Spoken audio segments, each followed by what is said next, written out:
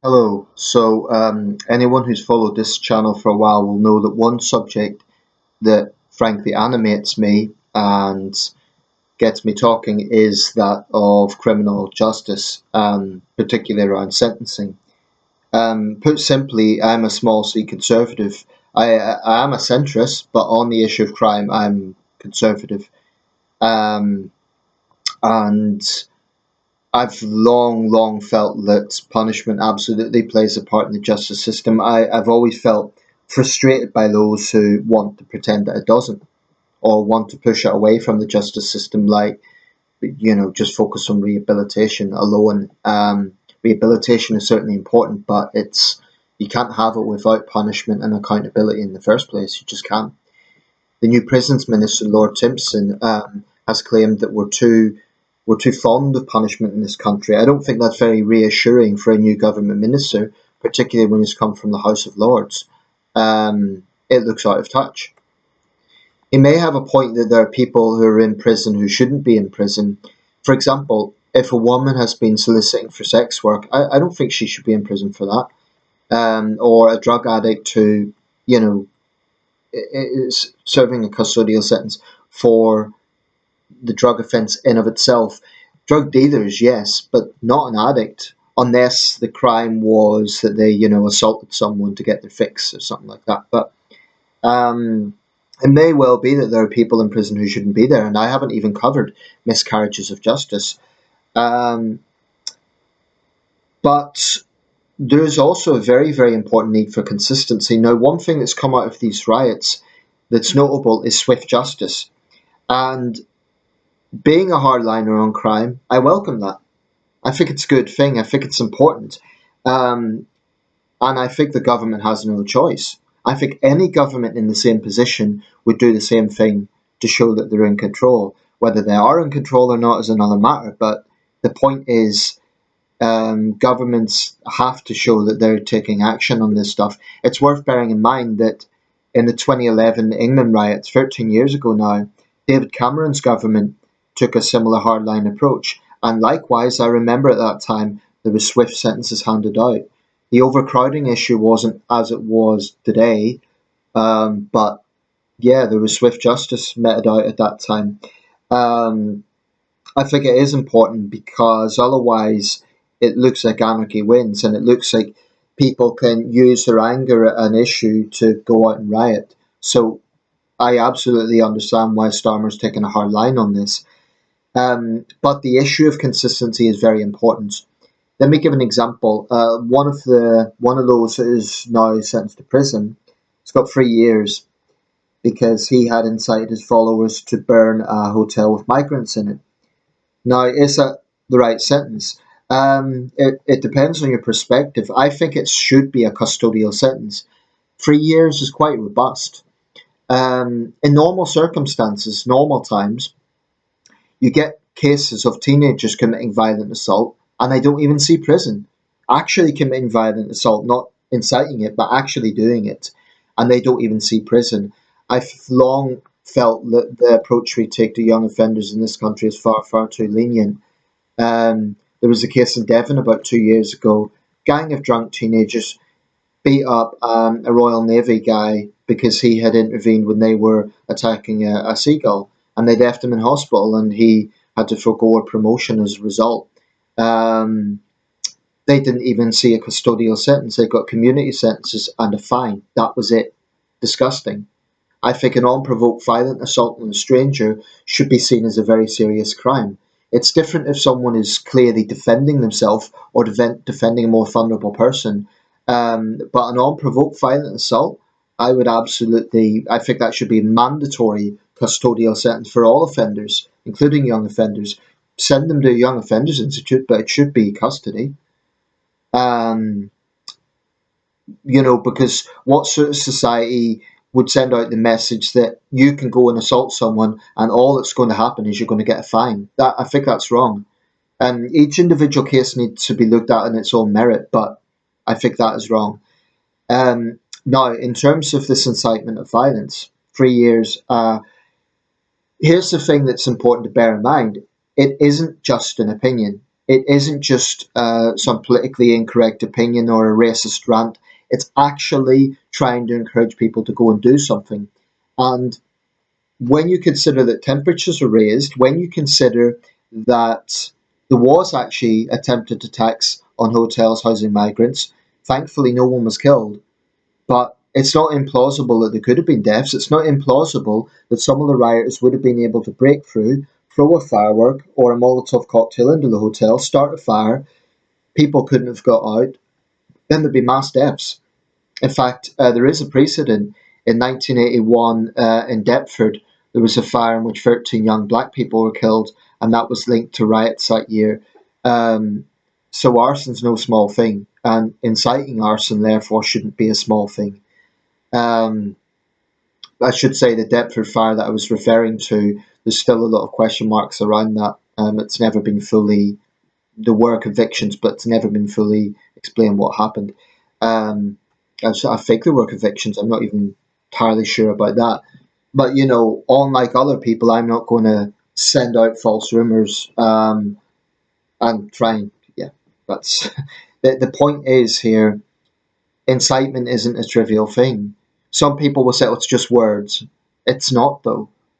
He would have known what he was doing when he sent that message. Now, 3 years is quite robust.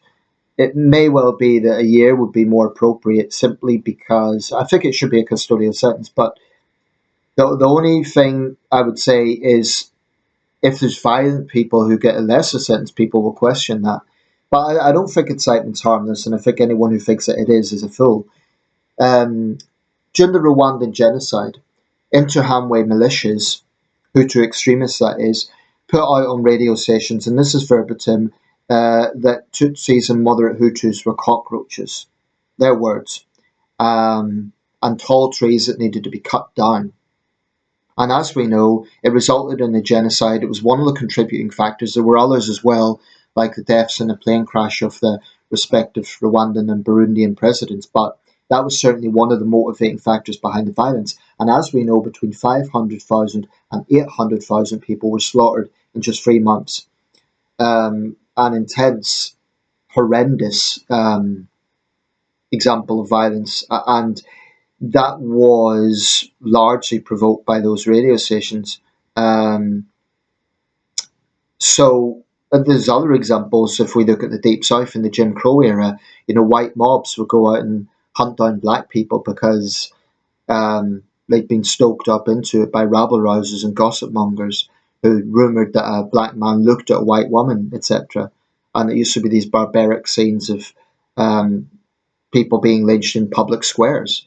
That was in the United States well into the 20th century. In Africa, in South Africa, we saw the grotesque necklacing practice where alleged collaborators with the apartheid government were lynched, mostly black people, in that situation. And there's many examples of it. Mob mentality can be a very scary thing because there's no sense of reason, there's no sense of control. It can be scary.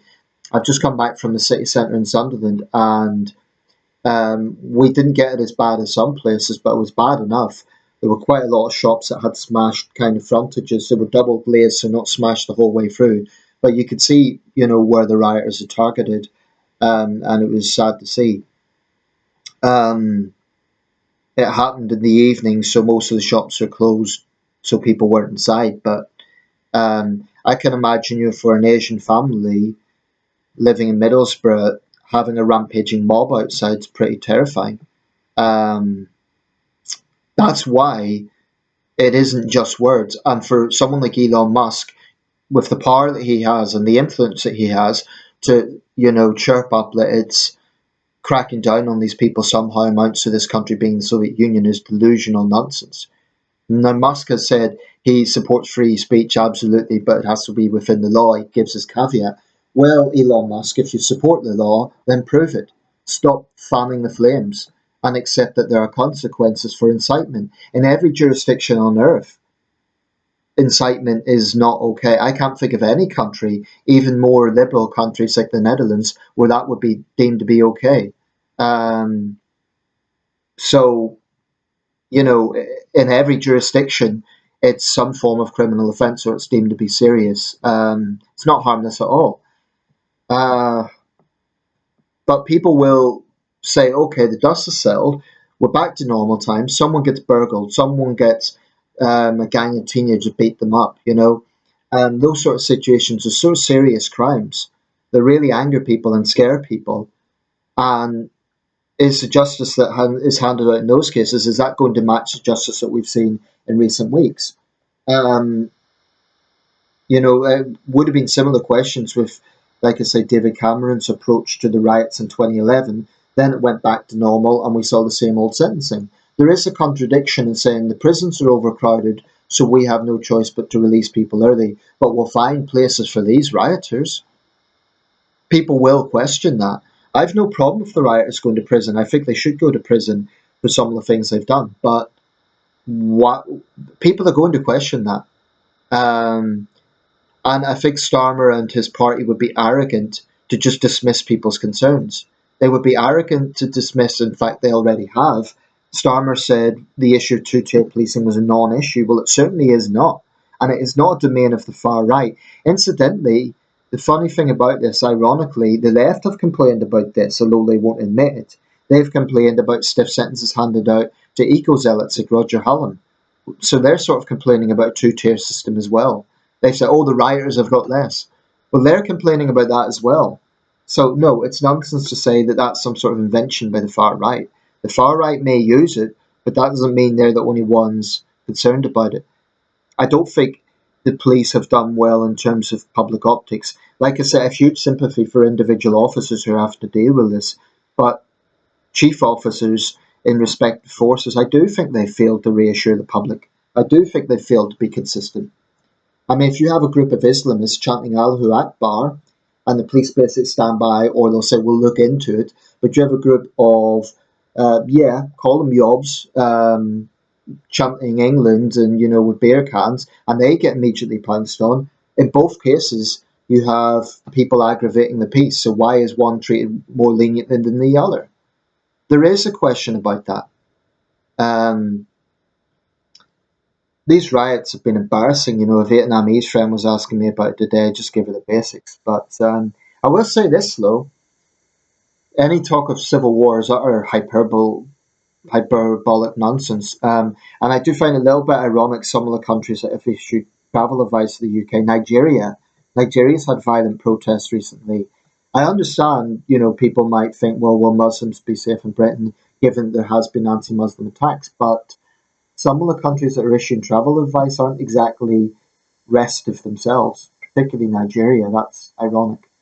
Um, I'm not sure Bangladesh has, but they would be the last country to lecture on public stability right now.